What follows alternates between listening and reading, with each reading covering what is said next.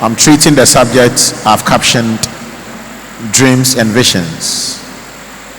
I've already explained that there are two categories of dreams and two categories of visions.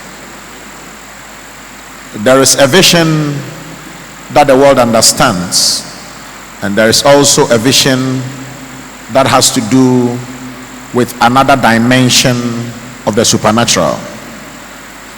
There is a dream the world understands, and there is the dream that also is captioned under walking in another dimension of the supernatural. I've told you that a vision is in the short term, but a dream is in the long term. When you go to bed and you are seeing things in another world, it is not a dream, that is a long-term thing. I've explained that when you talk about vision, it is when your senses are active, your eyes are opened, your ears are opened, and some way, somehow you fall into a trance, and within that environment, it is called a vision. And so when you go to bed and your mind is not working, your eyes are closed, your ears are inactive, and then you see yourself in your village, you see yourself at your workplace, you see yourself being pursued, you see yourself fighting, you see yourself eating, you are still in another realm. But that was not a vision, that was a dream. I emphasize the fact that in the Bible there are 21 dreams that are recorded. 21. Now there should have been 28, but by reason of interpretation, when it should have been written a dream, it was written as a vision. But I'm going to narrow myself down and scale myself down to the 21 visions that are inscripted in the Bible. Out of the 21 dreams that are recorded, 10 of these dreams were captured in the book of Genesis. One was in the book of Judges. One was in the book of Kings. 3 were in the book of Daniel. 6 were in the book of Matthew. Not until Abimelech had a dream, and then God began to define Abraham to Abimelech. And you've got to understand that Abraham had a covenant with God, but Abimelech didn't have a covenant with God. But by virtue of a dream where Abimelech could not have gone physically, in the matter of a dream, he was able to receive access. And then the Bible talks about how God told Abimelech that the woman that you are trying to sleep with, the husband is a prophet. And I told you how in a dream God can give you a meaning to something you least expected or knew. You have no idea. You thought that a regular person had visited you, and yet in a dream the man's rightful identity is then revealed in a dream. And God said, do you know that Abraham is a prophet? He is not an ordinary man. He is not a man that you see him to be. This is a spiritual entity. This is a spiritual man. And so you've got to understand that you cannot treat him as an ordinary man. And the sad thing is that people that are walking with Abraham, who are walking in the covenant of God, are there. They are not receiving dreams. In fact, Sarah doesn't know the value of Abraham. In fact, Lot doesn't know the value of Abraham. But God spoke to Abimelech that you are with a prophet.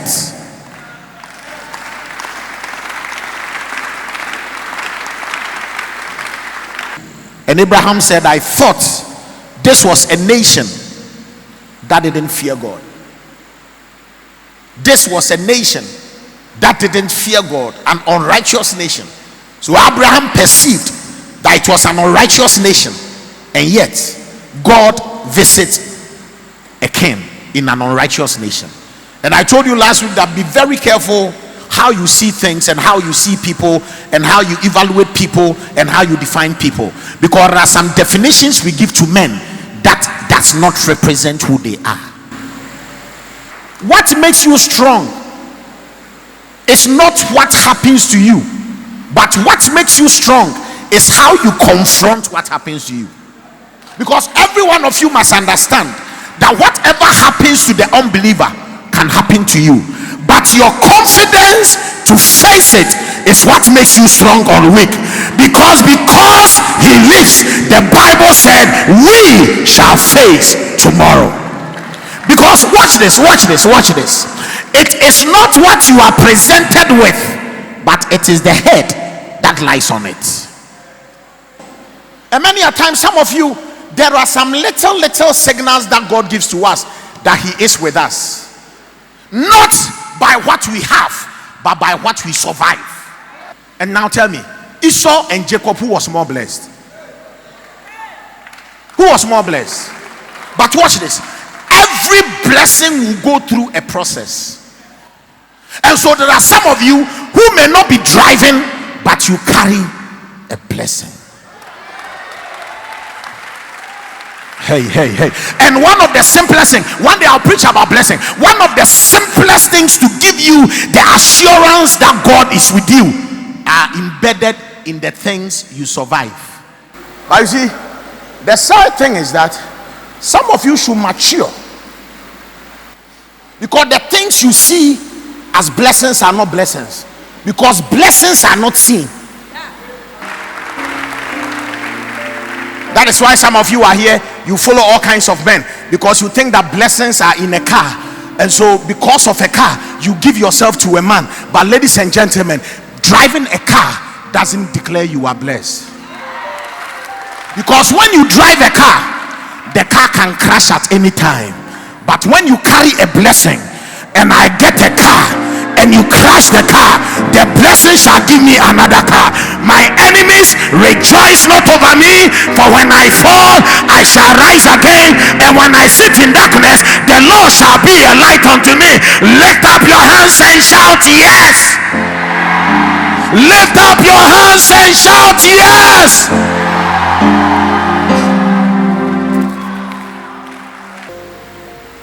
What makes you blessed is your ability to defy natural laws and bring supernatural comfort. There are some of you, what proves you are blessed is not because you are standing on a fertile ground, but what proves that you are blessed is that whatever land that is given to you, you will birth fertility out of it. Oh my goodness. And so those of you who think that your blessings are in America, in England or Belgium, you are getting it wrong. Because it is not where you go that matters, but what you carry to where you go.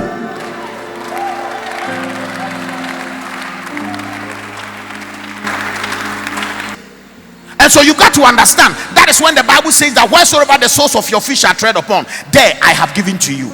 So it is not, you can be at Kejetia, you can be in New York, you can be in Afghanistan. It is not where you are placed, but it is what you carry. And I pray that if you miss anything, don't miss the oil of God, don't miss the anointing of God, don't miss the power of God, don't miss the grace of God.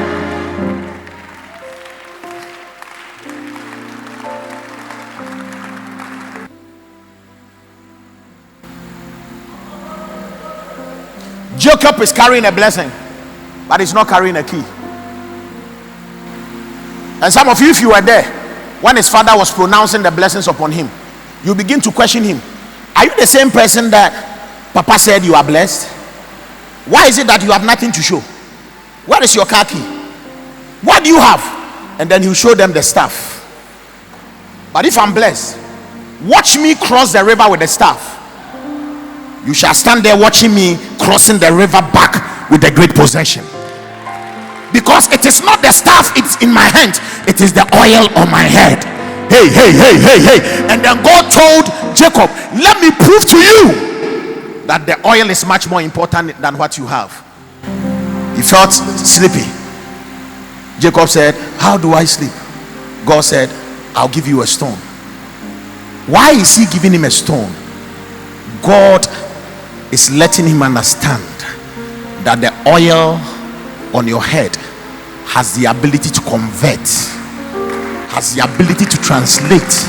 Some of you, by the oil of your head, on your head, you will translate your families, you will translate your friendship, you will translate your environment, not by virtue of what you have in your hand, but by virtue of what you carry on your head. That is why he will not anoint your hand, but he said, thou anointest my head with oil, and my cup runneth over.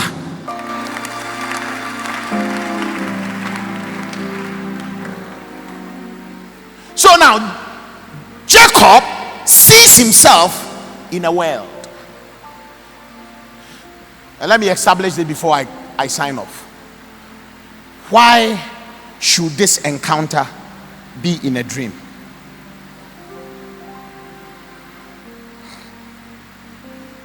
Let me explain. Because in that world, time and seasons and their effects are not like the other world. In this world, we are ruled by principles, we are ruled by laws, we are ruled by time. But that world has a different rule. This is what it means. It means that in your dream, you can have a dream for 10 minutes, but in this world, it will have taken you 20 years to have gone through the same series. If not in dreams, you cannot have the same results in this physical world, because in this physical world there are rules and regulations. And that is why some of you, within 10 minutes of sleeping, God can give you a revelation in your family that started 300 years ago when you were not born, but God takes you back and reveals to you. If not in a dream, it will have taken you 300 years in life to cover.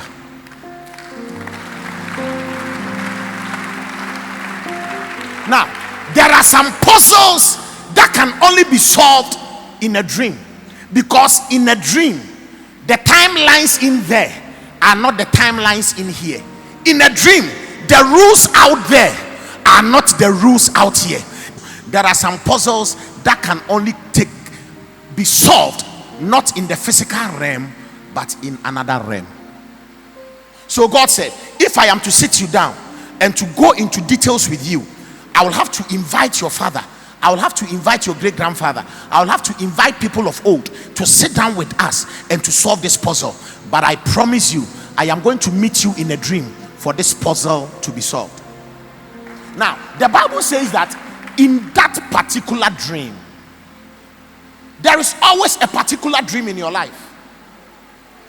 And that is why my assignment is to elaborate the things about dreams and how to lead you into building up your capacity to have prophetic dreams.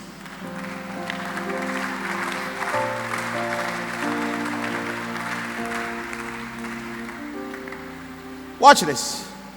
In a dream, the first thing that the writer of the book of Genesis recorded is a ladder. And watch this. The base of the ladder was on the ground, and the top of the ladder was to the top. Now, why did God not reveal this to him in the physical realm? Because he knew that Jacob has sensitized himself so much that if he was to deal with him in the physical sense, there is no way he will get to understand this message.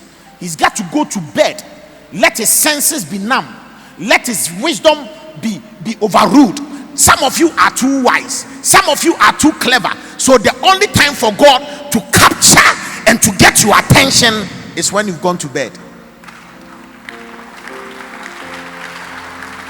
Because there are some of you, the things you have read, the things you know, the things you are exposed to. If the Lord is to talk to you about a particular thing, you will argue and it will not sink in. So God will wait until you go to bed.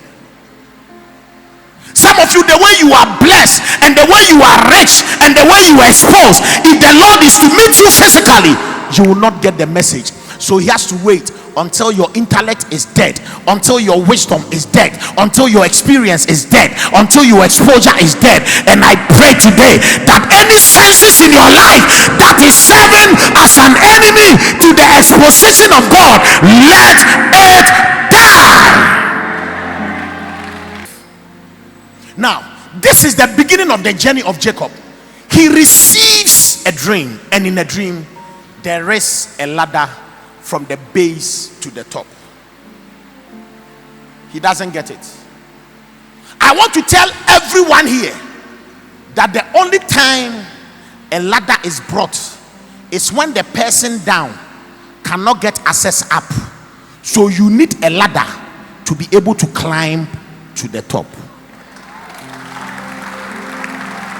So God had tested the sensitivity of Jacob, and God knew that you got to get this message in this dream.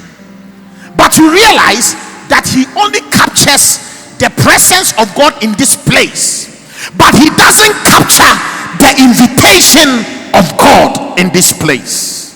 What is God inviting him for? God understands that there is something in your family, that there is only a divine encounter that will change it. He was telling Jacob, if you stay on the ground, you go through what your grandfather went through, you go through what your father go through. But I am throwing an invitation: climb the ladder and let us come and settle. The moment you see the ladder, it means that the people up want to come down and the people down want to go up. And so God is telling Jacob, climb up and let us settle this. Your father's family is going through a cycle of insufficiency, a cycle of being widowers. Whenever you marry in your family, somebody has to die. Whenever you get married, your wife has to die. He said, Jacob, come up, come up, come up, come up.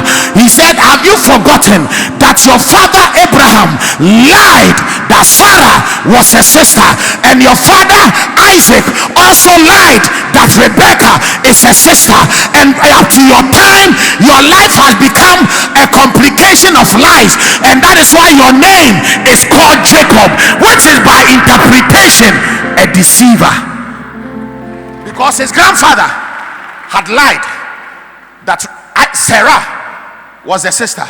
Rebecca and Isaac repeated it. Isaac also said that Rebecca is my sister. So by the time he had gone through these 2 generations of deception, his life was now called a deception. And that's why I always tell you, if you meet the devil in Genesis and you don't kill him, you will see a serpent. But in Exodus, Leviticus, Numbers, Deuteronomy, Joshua, Judges, Ruth, 1 Samuel, 2 Samuel, 1 Kings, 2 Samuel, by the time you meet him in Matthew, Mark, Luke, John, he's no more a serpent. And by the time you find him in Revelation, he's called an old dragon.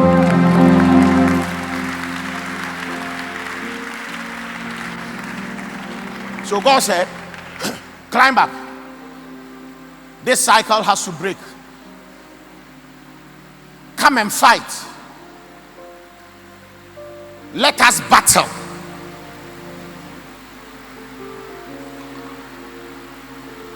Why? Because your father Abraham left his father's house and God blessed him, and Isaac inherited everything that he had. But yours is not going to be inheritance.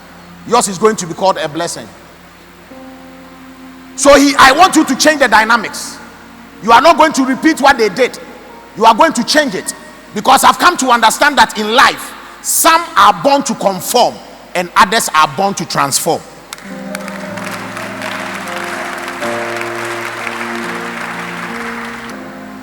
Watch this. When the angel saw that Jacob was not using the ladder, What did the angels do? They began to misuse the ladder. What were they doing? They were going up and down of the ladder. Is this ladder for a roller coaster?